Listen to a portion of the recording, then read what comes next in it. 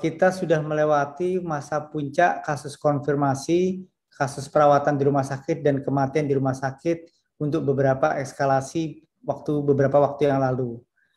Saat ini, tetapi di negara-negara tetangga kita, eskalasi itu masih terjadi. Di Malaysia masih terjadi terus kasus eskalasi, di Filipina masih terus terjadi, di Vietnam masih terus terjadi, sedangkan kita sudah mulai menurun. Apa yang perlu kita tindak lanjuti dari peristiwa ini adalah bahwa menurunnya kasus yang ada di tempat kita bukan membuat kita menjadi terlena, seperti pesan Bapak Presiden, akan tetapi inilah saatnya kita melakukan penguatan terhadap ketahanan medis. Ketahanan medis itu dipentingkan karena beberapa kasus itu terjadi juga peningkatan di beberapa tempat. Di Amerika Serikat, di Inggris, dan Israel, di mana di Amerika Serikat angka vaksinasinya sudah sedemikian baik hingga 52%, di Inggris 63%, di Israel 63%, terjadi lagi kenaikan kasus tersebut. Ini disebabkan karena abai protokol kesehatan yang selama ini diabaikan karena merasa sudah dilakukan vaksinasi. Jadi vaksinasi bukan satu-satunya game changer, tetapi merupakan salah satu komponen yang penting untuk dilakukan, tetapi penting adalah protokol masyarakat. Setiap kali terjadi kenaikan mobilitas masyarakat, selalu disertai dengan peningkatan kasus tersebut. Yang harus kita hati-hati adalah peningkatan kasus akibat aktivitas yang meningkat yang mungkin akan terjadi menghadapi libur peringatan Maulid Nabi yang nanti akan ada di bulan depan. Nah, kita mesti berhati-hati karena setiap kali peningkatan mobilitas selalu disertai dengan peningkatan kasus tersebut. Dari berbagai macam strategi penanganan yang perlu dilanjutkan, maka yang paling penting adalah tes epidemiologi, kemudian rasio kontak erat yang dilacak, dan percepatan vaksinasi pada saat kita sekarang sudah melalui masa-masa sulit di mana eskalasinya kemarin itu sudah semakin tinggi dan sekarang sudah semakin baik. Karena itu implementasi PPKM di level 1 sampai 4 tentu harus tetap dilakukan dan ditetapkan, serta pemanfaatan teknologi digital dalam implementasi protokol kesehatan terus harus dilakukan. Bagaimana protokol kesehatan tersebut dilakukan dengan metode digital? Kita sudah mempunyai Peduli Lindungi. Dengan Peduli Lindungi ini masyarakat dipantau, kemudian dimitigasi, serta dievaluasi status mobilisasinya. Ada 4 kriteria hijau, kuning, merah, dan hitam. Kriteria hitam ini adalah mereka yang kasus positif dan kontak eratnya positif. Ini dilakukan evaluasi agar tidak melakukan penyebaran dan meningkatkan terjadinya kasus tersebut. Kita sudah melakukan penggunaan Peduli Lindungi ini di 6 sektor utama dan segera akan digunakan di beberapa sektor yang lainnya. Dari tadi sudah disampaikan oleh Bapak Menko, kita berhasil menjaring kira-kira kasus hitam itu sebanyak 1.625. Jadi 1.625 kasus ini adalah mereka yang tidak diketahui sebelumnya atau sudah diketahui sebelumnya menderita COVID-19 atau kontak erat, tetapi mereka masih berkeliaran di jalan.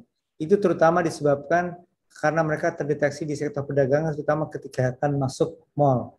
Jadi ini penting sekali proteksi dengan melakukan Peduli Lindungi ini untuk menjaga masyarakat supaya tidak terjadi kontak yang erat.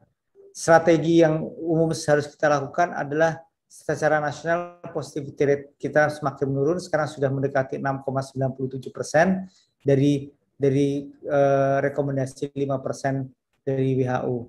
Karena itu tracing harus ditingkatkan. Tracing sampai sekarang sudah sampai 7,98%. Kita harapkan kita bisa mencapai tracing ini menjadi sekitar 10 kontak konfirmasi per tracing yang dilakukan. Karena itu positivity rate-nya mengalami tren penurunan secara nasional. Sekarang sudah sampai 6,97.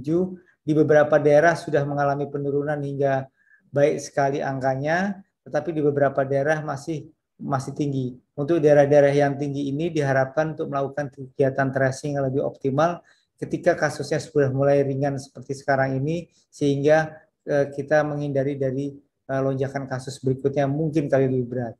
Saya juga ingin menyampaikan isu tentang varian-varian baru. Semakin banyak kasus ini berkembang dan semakin lama pandemi ini berlangsung, maka virus itu akan melakukan modifikasi dan melakukan mutasi. Salah satu mutasi selain varian Delta yang baru saja kita alami, sekarang sudah ada varian Mu. Varian Mu ini terjadi di Kolombia, tetapi kelihatannya berdasarkan yang concern pada varian Mu ini adalah bahwa varian Mu ini secara laboratorium itu mempunyai resistensi terhadap kondisi vaksin. Karena itu perlu diperlukan, tapi dalam konteks laboratorium, tidak dalam konteks epidemiologis. Tetapi penyebarannya tidak sehebat penularan dari varian Delta. Di beberapa tempat di sekitar kita, varian Mu ini belum terdapat. Kita sudah melakukan genome sequencing terhadap 7.000-an orang di seluruh Indonesia dan belum terdeteksi varian Mu. Mudah-mudahan varian Mu ini akan abortif, seperti juga varian Lambda beberapa waktu yang lalu di Peru. Bagaimana strategi penanganan pandemi adalah bahwa jumlah bor di rumah sakit makin lama makin menurun.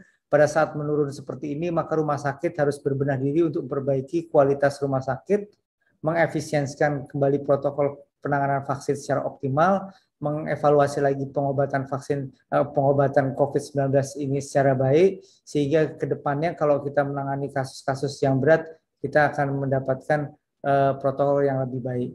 Kemudian ketersediaan obat secara nasional sampai saat ini sudah mencukupi. Kita melakukan daily meeting, kemudian pemerintah daerah sudah melakukan pembelian obat melalui APBD, dan diharapkan ketersediaan obat ini dapat dipantau secara online dan baik, dan kami evaluasi memang ketersediaan obat secara nasional ini sudah mencukupi. Untuk pembelian rumah sakit dapat dilakukan melalui situs ini, dan pembelian obat melalui apotek dapat dilakukan melalui retail, bisa melakukan melalui farmalkes.kemkes.go.id. Selain obat, proyeksi utama yang penting adalah ketahanan secara medis adalah tentang oksigen. Pada saat kita terjadi eskalasi, kita mengalami kekurangan oksigen. Karena kebutuhan oksigen rata-rata ketika belum terjadi pandemi sekitar 400 ton satu hari.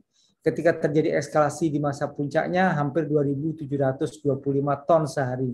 Padahal kapasitas produksi oksigen di skala nasional itu hanya 1.700 ton sehari. Artinya kita memerlukan oksigen yang jumlahnya sangat kurang sekali. Karena itu kita melakukan berbagai macam modifikasi untuk melakukan penguatan pada saat kasusnya tidak meningkat sekarang, dengan antara lain mengadakan oksigen konsentrator di beberapa rumah sakit. Kemudian kita juga ingin melakukan terpasangnya oksigen generator. Oksigen generator ini adalah alat yang bisa memproduksi oksigen di semua provinsi di Indonesia. Saat ini sudah terpasang 133 generator oksigen, dan kita harapkan 50 lagi akan terpasang di akhir tahun 2021, sehingga semua provinsi di Indonesia akan mempunyai oksigen generator, sehingga apabila terjadi peningkatan kasus membutuhkan oksigen yang lebih banyak, maka akan tidak tergantung pada suplai oksigen dari pusat lagi. Dan untuk vaksinasi, kita sudah mencapai angka 106, tetap perlu akselerasi vaksinasi menuju vaksinasi 2,5 juta per hari. Jumlah vaksin sudah mencukupi, diperlukan evaluasi, dan tadi arahan Bapak Presiden untuk melakukan percepatan vaksinasi pada saat kita sedang tidak naik eskalasi kasusnya, dan Dinas Provinsi belum tadi vaksinasi ini dengan melakukan distribusi dari provinsi ke kabupaten kota.